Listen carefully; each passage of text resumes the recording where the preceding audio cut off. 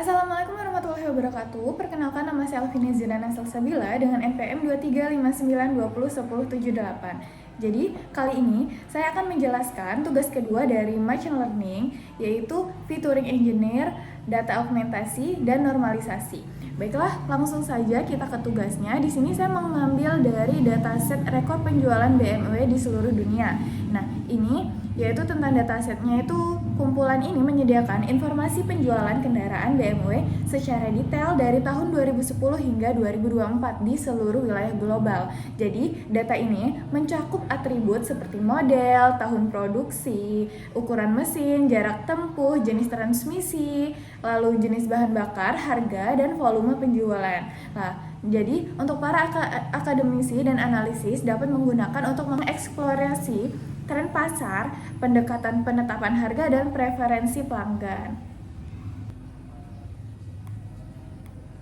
Nah, di sini terdapat data penjualan BMW dari 2010 hingga 2024. Ini ada model, ada tahun, wilayah, warna, jenis bahan bakar, lalu ada penularan, ukuran mesinnya, jarak tempuh, harga USD, dan volume penjualannya. Oke, langsung saja kita bahas ke codingnya. Oke, di sini saya mengimport beberapa library. Yang pertama itu ada library Pandas, yaitu ini untuk membaca data. Selanjutnya ada library NumPy, yaitu untuk menampilkan perhitungan matematikanya. Lanjut, di sini juga ada Matplotlib dan Seaborn, yaitu untuk visualisasi data. Di sini juga saya menggunakan library Sklearn dan untuk mengaugmentasi data sederhana. Nah, langsung saja kita masuk ke sel kedua, yaitu di sini ada upload dan load datasetnya. Di sini kita bisa lihat ini di sini terdapat dataset yang sudah berhasil di-load. Nah, ini ada modelnya, ada tahun, region, color, full type, dan transmisi, engine size, untuk jarak tempuh, harga, dan penjualan serta klasifikasinya. Oke, lanjut saja. Nih kita lihat. Nah, di sini ada range indeksnya, itu di sini kita ada 50.000 datanya. Nah, ini kita tampilkan ada 11 kolom. Dan di sini untuk ininya kita sudah not null, sudah tidak ada missing value-nya. Nah, di sini bisa kita lihat juga distribusi sales classification-nya. Di ini ada dua, yaitu ada yang low dan ada yang high. Jadi untuk distribusi sales classification ini penting karena dia bakal menjadi variabel penting di dalam penjelasan dan pembahasan ini. Selanjutnya kita ke sel 3, yaitu di sini ada analisis awal dataset, yaitu untuk fitur engineering-nya. Nah, yang pertama di sini kita terdapat statistik dasarnya. Nah, jadi di sini kita bisa melihat itu ada deskripsi dataset sebelum diproses. Nah, yang ini juga kita menggunakan untuk mengecek missing value. Jadi di ini harusnya non dari infonya lu gitu. Lanjut kita ke plot distribusi contoh untuk jarak tempuh dan juga harganya. Nah, bisa kita lihat di sini, ini udah missing value-nya sudah 0 semua. Dan ini untuk deskripsi dataset sebelum diproses. Jadi kita bisa lihat ini datanya masih naik turun, dia tuh belum stabil. Nah, di sini kita akan menstabilkan untuk data ini. Baiklah, kita lanjut ke sel keempat. Di sini ada fitur engineering, yaitu kita membuat fitur baru, transformasi dan encodingnya. Nah, yang di sini kita gunakan X. Jadi X ini yaitu untuk menghitung mundur dengan tahun sekarang. Jadi kita di sini menggunakan tahun 2025 untuk tahunnya. Nah, X ini penting untuk melihat datanya karena tahun untuk memahami pola model penjualan tinggi rendahnya. Selanjutnya, ini juga kita menggunakan price per kilometer. Jadi price USD ini dibagi dengan mileage kilometer. Nah, ini dibuat karena model itu bisa memakai pola gabungan yang tidak terlihat. Jadi ini kita buat agar menampilkan model yang tidak terlihat. Selanjutnya, kita juga di sini menggunakan encoding kategorial.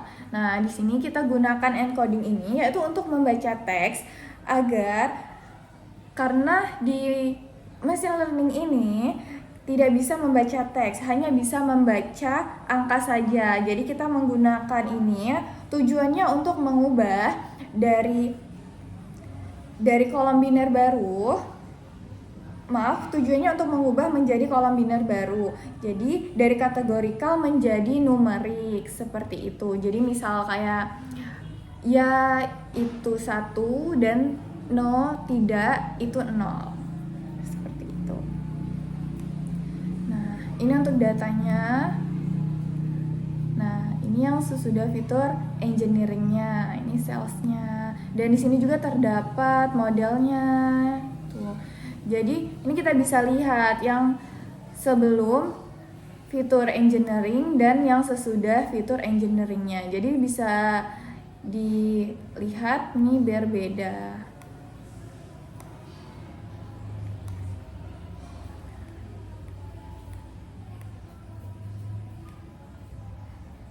Oke.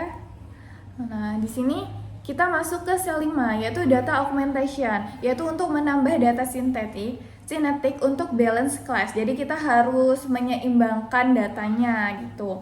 Nah, jadi di sini kesimpulannya buat tabular data seperti ini, augmentasi artinya yaitu menambah variasi agar modelnya tidak overfit. Jadi kita bisa check in balance class di targetnya, lalu oversample yang minoritas pakai resample. Nah, ini bikin dataset lebih seimbang dan variatif. Hasilnya model ini nggak bias ke satu kelas aja, jadi bisa generalize lebih dari ke data baru. Nah, di sini kita menggunakan untuk distribusi sebelum augmentasi self classification-nya ini untuk check imbalance-nya. Jadi kita bisa ngecek yang tidak seimbangnya. Nah, ini untuk asumsi self classification encode dari 0 dan 1.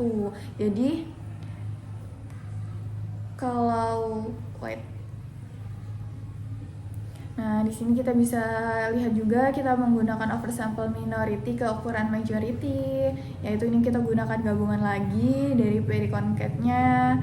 Nah, ini untuk menambah noise kecil pada numerik buat variabel contoh pada mileage dan price. Jadi untuk jarak tempuhnya dan juga harga. Nah, ini kita gunakan klip juga agar dia itu hasilnya tidak negatif. Nah, ini dilihat tuh. Ini distribusi sebelum augmentasi. Tuh, untuk codingnya. Nah, ini yang satu itu ada datanya 34.754 dan yang 0 ini ada 15.246. Jadi dia tuh masih belum stabil untuk datanya. Nah, ini untuk distribusi sesudah diaugmentasi. Jadi kelas cell classification-nya yang satu jadi 34.754 dan yang 0 juga sama. Jadi sudah stabil. Yang ini sebelum dan yang ini sesudah. Wait, ini kita reconnect dulu.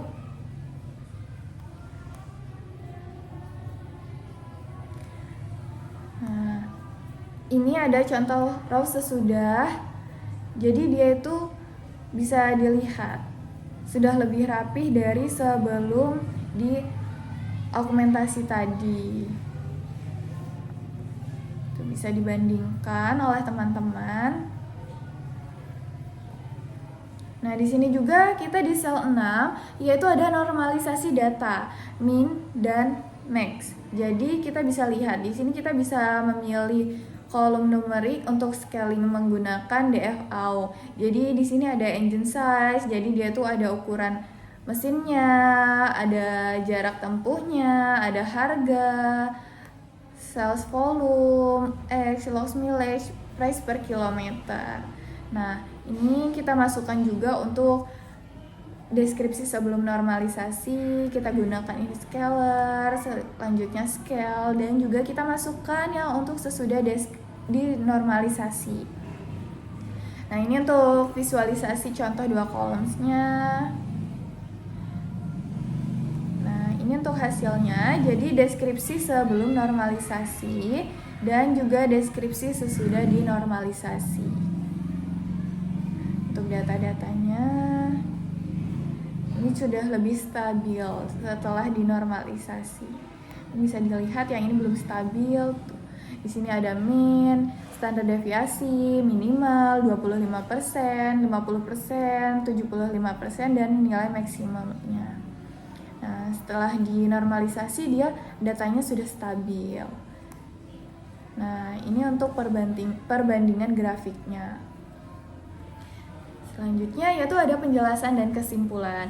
Jadi, secara keseluruhan kode di atas itu mulai dari upload, download CSV, lalu analisis awal buatnya untuk paham data kayak distribusi dan imbalance di sales classification, di feature engineer. Kita bisa bikin baru seperti age dan juga price per km. Jadi untuk nangkap polanya lebih dalam. Misalnya mobil itu tua, mileage tinggi, harga rendahnya. Selanjutnya ada loss transfer biar data scope lebih normal. Dan encoding categorical ini biar model machine learning bisa makan data non-numerik. Jadi semuanya itu tujuannya ningkatin kualitas fitur, bikin model lebih akurat dalam prediksi. Misalnya klasifikasi sales high dan low regresi price-nya.